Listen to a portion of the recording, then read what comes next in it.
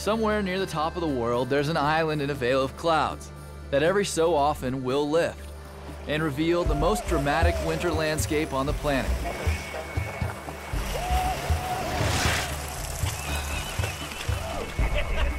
Iceland is not for the faint of heart or the light of waterproofing, but for those willing to brave the unforgiving weather, it is nothing short of paradise.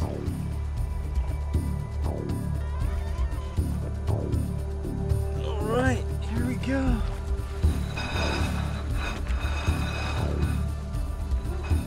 How you doing up there, Drew Mikey? Stuckland, Jeff Annetz, and Derek Foose came here as strangers, connected by little more than lives dedicated to skiing and an inability to sail a boat. 2, 1.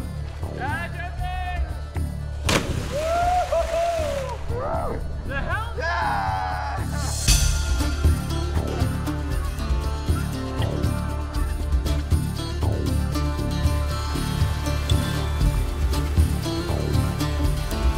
The most amazing place I've ever been. It was like every day, every place we went, it was the new coolest place I've ever been.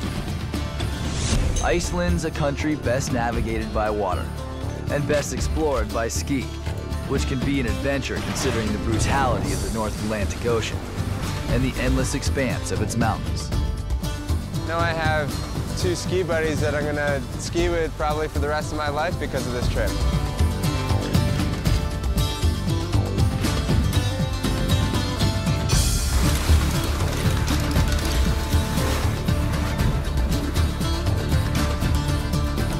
Just unbelievable how far away we are from anything.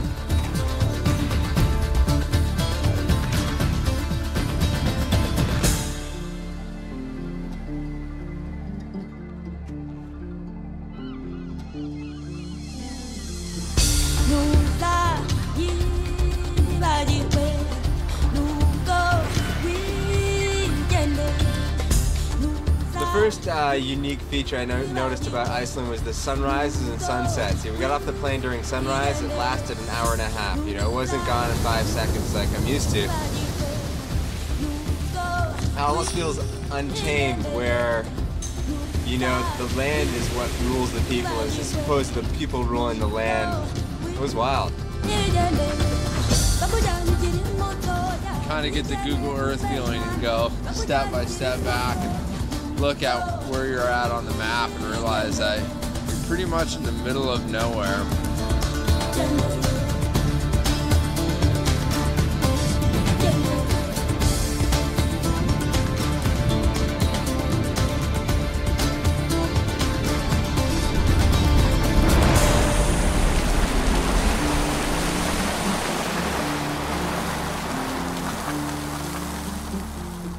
Oh my God. Whoa. I was in the hot tub. So cold. I don't know, which one of you guys have the keys?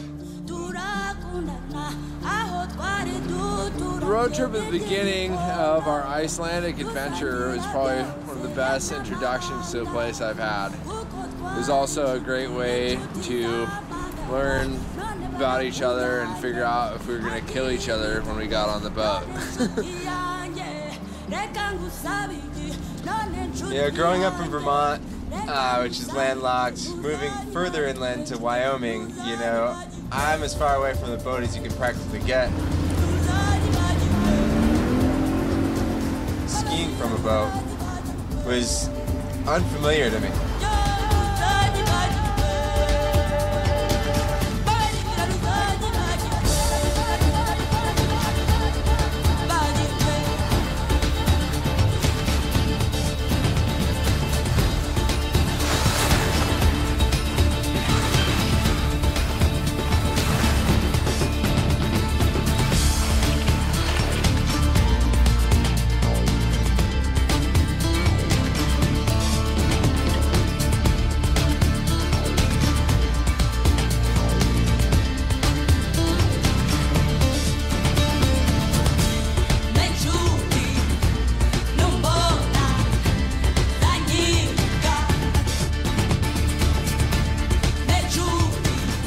So we kind of just see an area that we want to go ski and we point to it. And we're like, let's go over that way. Throw on our skins and, You know, in an hour, we're skiing this thing that we saw from the boat.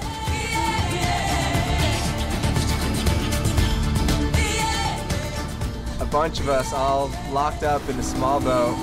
You know, it's basically a backcountry hut that we could move around to wherever we wanted.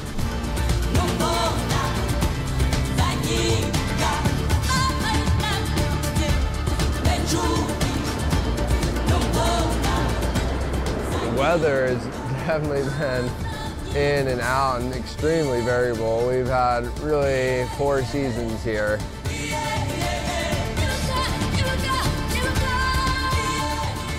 It's a crazy feeling, but it's so cool to be that far isolated. I've never been that far away from everything in the world. No cell phones, no internet, no nothing. Just skiing, the boat, and us. It's the greatest feeling going. The terrain really has anything you can dream of.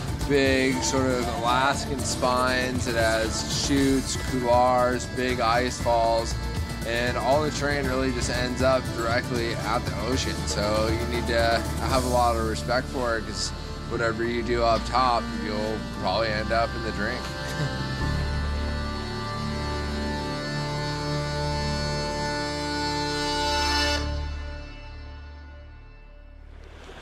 Coming on the boat in Iceland is definitely unfamiliar at the beginning, especially being a kid from Idaho. Shared a room that wasn't quite big enough to put my bed that I sleep in at home in. It's a little nerve-wracking, kind of getting into the small space and dealing with everybody else's crap all over your stuff all the time. Well, and these guys are awesome, you know. We've gotten super tight. You know, trying to get some elbow room here. My stuff ends up in Drew's pile. Drew's stuff ends up in Derek's pile. Also, it's a weird noise. Is wondering if you're gonna sink or not. Was a long and dark December. From the rooftops I remember there was snow, white snow. Clearly I remember from the windows they were watching while we froze. Wet gear, skins hanging everywhere, beer, crazy food. Who would expect to be on a ski trip and learn how to sail?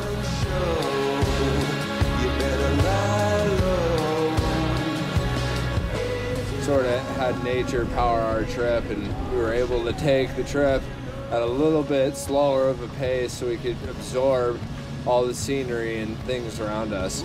You know, we get so used to flying into places in helicopters, driving there in, you know, huge trucks, and then roosting around on snowmobiles. The footprint here is super limited. We sailed all the way up the fjords, and then we get out and we walk up a peak and we ski back down. It's such a refreshing feeling in comparison to the way we live so much of the rest of our lives.